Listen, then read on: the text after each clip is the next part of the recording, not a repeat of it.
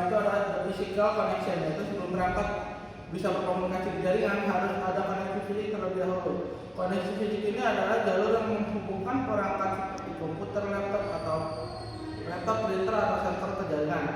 Koneksi fisik bisa dibagi menjadi dua jenis, yaitu wired connection, kabel atau wireless connection. Pada koneksi kabel, perangkat dihubungkan menggunakan kabel jaringan seperti kabel Ethernet, switch, router atau perangkat jaringan lainnya. Mereka dikirim dalam bentuk sinyal listrik atau cahaya melalui media fisik tersebut. Contohnya komputer kantor yang terhubung ke switch memakai kabel LAN, sedangkan koneksi wireless tidak membutuhkan kabel data dikirim melalui gelombang radio menggunakan perangkat seperti wireless router atau access point. Contohnya laptop, smartphone yang terhubung ke WiFi rumah. Dalam jaringan modern, kedua jenis koneksi ini sering dipakai bersamaan, misalnya menggunakan kabel Ethernet agar stabil, sementara laptop dan HP memakai WiFi agar lebih fleksibel. Pada wireless router biasanya terdapat beberapa komponen, yaitu wireless antenna, Ethernet switch port, Internet port. Selain itu, perangkat membutuhkan NIC atau Network Interface Card atau kartu jaringan agar bisa terhubung ke jaringan. NIC Ethernet biasanya dipakai untuk koneksi kabel, sedangkan pilihan NIC dipakai untuk WiFi. Yang kedua yaitu adalah physical layer. Physical layer adalah lapisan paling bawah dalam model OSI atau Open System Interconnection. Tugas utamanya adalah mengirimkan bukti data melalui media jaringan. Lapisan ini menerima data dari data link layer dalam bentuk frame, lalu mengubahnya menjadi sinyal yang bisa dikirim melalui media fisik. Sinyal ini bisa berupa sinyal listrik, cahaya, gelombang radio. Saat data dikirim, physical layer tidak peduli isi data tersebut, tugasnya hanya memastikan menjadi 0 dan 1. Bisa berpindah dari satu perangkat ke perangkat lain. Contohnya proses komputer mengirim data, lalu data dibentuk menjadi frame, lalu physical layer mengubah frame menjadi sinyal. Sinyal dikirim lewat kabel atau WiFi.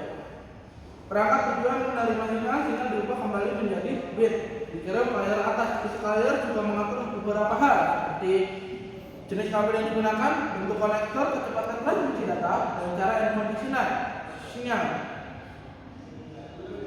Ini saya akan menjelaskan materi 4.3 copper cabling.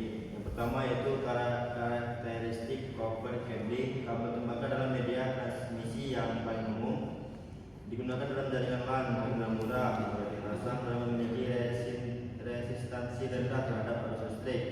Namun kabel tembaga memiliki batasan utama, yaitu attenuation. Semakin jauh sinyal listrik merambat, fungsinya akan semakin melemah. Interferensi elektronik, sinyal dapat diganggu oleh dua sumber luar.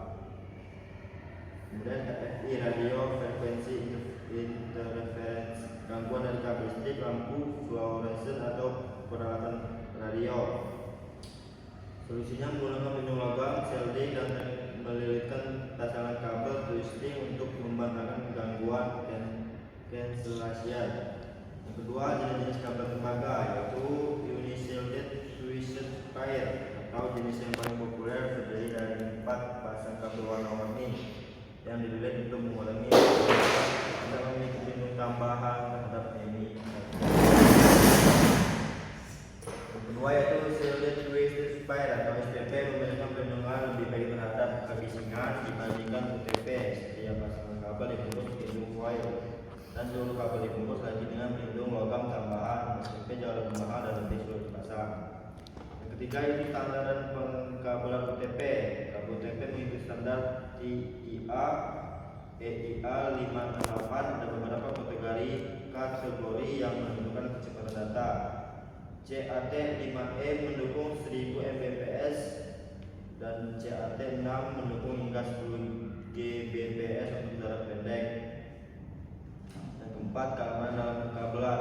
Penting untuk memperhatikan aspek fisik, pemisahan kabel data dan kabel itu untuk menghindari EMI.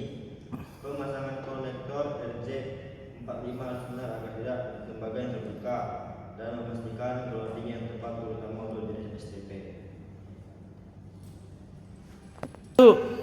Di 4.4 ini ada UTP cabling. Sini saya akan menjelaskannya di property of UTP cabling. UTP atau Universal Twisted Pair adalah kabel jaringan yang terdiri dari 4 pasang kabel, yaitu yang berwarna dan dipilih. Lilitan pada kabel berfungsi untuk mengurangi gangguan sinyal melalui proses cancellation, yaitu medan magnet antar kabel saling meniadakan karena tidak memiliki pelindung tambahan kabel. UTP lebih ringan, mudah dipasang dan banyak digunakan. Namun kabel ini lebih rentan terhadap gangguan EMI dan RFI. Di 4.4.2 UTP standar and connector. Dalam pemasangan kabel UTP terdapat standar TIA atau EIA 568 yang mengatur jenis kabel konektor, terminasi dan pengujian. UTP memiliki beberapa kategori seperti CAT 5, CAT 5E, CAT 6 hingga CAT 8. Minimal yang digunakan saat ini adalah CAT 5E, sedangkan CAT 6 lebih disarankan. Konektor yang digunakan adalah RJ45 dan pemasangan kabel harus rapi agar performa jaringan tetap baik. Di 4.4.3 ada strike, drop, and crossover. Jenis kabel UTP dibagi menjadi 2, yaitu strike, drop, dan crossover. Strike drop digunakan untuk menghubungkan perangkat yang berbeda, contohnya PC ke switch. Sedangkan crossover digunakan untuk perangkat yang sejenis, contohnya PC ke PC. Jika salah memilih jenis kabel, perangkat tidak rusak, tetapi jaringan tidak akan terhubung. Standar wiring T568A dan T568B dalam pemasangan konektor RJ45 terdapat 2 standar urutan warna, yaitu T568A dan T568B. T568A menggunakan hijau pada pin awal, sedangkan T568B menggunakan orange pada pin awal. Urutan warna ini harus sesuai agar proses pengiriman data berjalan dengan normal. Oke, selanjutnya saya akan menjelaskan fiber optic cabling di poin 4.5. Di sini kami akan menjelaskan berbagai hal yang menyangkut bagaimana studi kasus penggunaan fiber optik dan lain-lain. Oke. Teknologi kabel serat optik yang menjadi tulang punggung komunikasi modern. Materi ini penting karena hampir semua jaringan internet cepat, backbone, perusahaan hingga koneksi antar benua menggunakan fiber optik. Yang pertama ada properties of fiber optic cabling. Fiber optik bekerja dengan mentransmisikan data menggunakan cahaya, bukan listrik. Cahaya ini dipandu melalui inti kaca atau plastik yang sangat halus. Keunggulannya adalah 1, bandwidth yang sangat besar sehingga mampu membawa data dalam jumlah besar. Kecepatan tinggi, cocok untuk conference atau cloud computing, dan jarak yang bisa sangat jauh, bisa mencapai puluhan kilometer tanpa repeater atau penguat sinyal yang biasa digunakan pada kabel UTP. Dan yang terakhir adalah tahan interferensi elektromagnetik sehingga tidak terganggu oleh sinyal radio atau listrik yang ada. Contoh nyatanya adalah kabel fiber optik bawah laut yang menghubungkan Asia dengan Eropa, yang memungkinkan kita untuk melakukan video call lintas benua tanpa adanya delay besar-besaran. Selanjutnya ada types of fiber optic, atau fiber optik terbagi menjadi 2 jenis utama, yaitu single mode atau fiber SMF. Inti sangat kecil sehingga sekitar 9 mikrometer, menggunakan laser sebagai sumber cahaya, cocok untuk jarak jauh misalnya backbone, ISP atau antar kota. Dan yang kedua adalah multi mode fiber. Intinya lebih besar 50-62,5 mikrometer, menggunakan LED sebagai sumber cahaya, cocok untuk jarak pendek misalnya di dalam gedung atau data center. Yang ketiga ada fiber optic cabling usage. Penggunaan fiber optik sangat luas. Backbone jaringan kampus atau perusahaan, koneksi antar data center untuk cloud computing, kabel bawah laut untuk internet global. Studi kasus adalah Google dan Facebook membangun kabel bawah laut khusus untuk mempercepat layanan akses mereka di Asia. Tanpa fiber optik, layanan Google seperti YouTube dan Instagram tidak akan secepat seperti sekarang. Selanjutnya ada fiber optic connectors. Fiber optik membutuhkan konektor untuk menghubungkan kabel ke perangkat jenis-jenisnya. Jenis-jenisnya terbagi menjadi 3, yaitu SC atau subscriber connector atau sistem klik lock mudah dipasang. Lalu ada LC, loosen connector, lebih kecil, hemat ruang, populer di data center. Dan yang terakhir adalah ST atau strike kit, model lama dengan sistem twist atau lock. Contoh di server modem, LC lebih sering digunakan karena ukurannya lebih kecil sehingga bisa dipasang banyak kabel dalam ruang terbatas. Oke, yang terakhir adalah fiber patch cord. Patch cord adalah kabel pendek yang digunakan untuk menghubungkan perangkat ke panel distribusi. Bisa single mode, juga bisa multi mode. Biasanya digunakan di ruang server atau ODF, optional distribution frame. Contohnya adalah patch cord digunakan untuk menghubungkan switch ke panel distribusi fiber optik. Dan yang terakhir, fiber optik versus copper. Kalau kita bandingkan fiber optik dengan kabel tembaga, bandwidth yang dihasilkan fiber optik jauh lebih tinggi. Jaraknya juga, fiber bisa mencapai puluhan kilometer sehingga tembaga hanya 100 meter. Intervensinya, fiber tahan gangguan dan tembaga sangat rentan akan gangguan yang ada. Juga untuk biaya, fiber lebih mahal untuk tembaga dan lebih murah. Kesimpulannya, fiber optik adalah teknologi kunci dalam komunikasi modern. Dengan kecepatan tinggi, jarak jauh, dan ketahanan terhadap gangguan, fiber optik menjadi pilihan utama untuk backbone jaringan. Studi kasus lokal maupun global menunjukkan bagaimana fiber optik benar-benar mengubah cara kita berkomunikasi.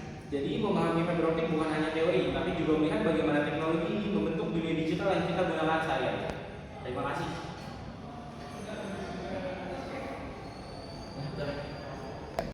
Sini saya akan menjelaskan physical layer apa sih bacaan? Sini saya akan menjelaskan materi paling kedua, yaitu tentang physical layer karakteristik. Pertama ada physical layer standar, yaitu standar lapisan fisik dalam aturan atau protokol yang mengatur bagaimana data dikirim secara fisik melalui media jaringan. Contohnya, pertama ada jenis kabel UTP dan fiber optik. Lalu ada tegangan sinyal, lalu kecepatan transmisi. Standar ini dibuat oleh organisasi seperti IEEE agar perangkat dari vendor berbeda bisa saling kompatibel. Lalu ada physical components. Komponen fisik adalah perangkat nyata yang digunakan untuk mengirim data. Contohnya, pertama ada kabel jaringan yaitu UTP dan fiber. Terus ada konektor, lalu ada NIC yaitu network interface card, lalu ada hub atau repeater. Jadi semua ini berfungsi sebagai media dan alat penghubung antar perangkat. Lalu selanjutnya 4.2.3, di situ ada encoding. Encoding adalah proses mengubah data digital bit 0 dan 1 menjadi sinyal yang bisa dikirim melalui media fisik. Contohnya bit 1 sinyal tinggi, lalu ada bit 0 sinyal rendah. Jadi tujuannya agar data bisa dibaca oleh perangkat penerima. Lalu ada 4.2.4, situ ada signaling, yaitu cara pengiriman sinyal melalui media transmisi. Ada beberapa jenis, yaitu pertama ada digital signaling, sinyal berupa 0 dan 1. Lalu analog signaling, yaitu sinyal berupa gelombang signaling menentukan bagaimana data bergerak dari pengirim ke penerima. Terus selanjutnya 4.2.5, yaitu bandwidth. Ini adalah kapasitas maksimum suatu media untuk mentransfer data dalam waktu tertentu. Biasanya diukur dalam bps, bit per second, atau mbps dan dbps. Jadi semakin besar bandwidthnya, semakin cepat data dikirim. Selanjutnya yang 4.2.6, bandwidth teknologi.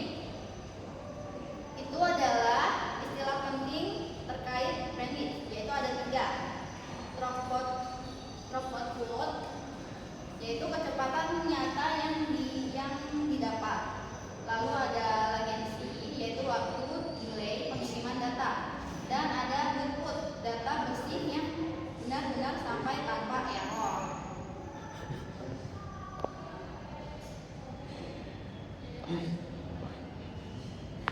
Lalu selanjutnya terakhir yaitu oke, sekian.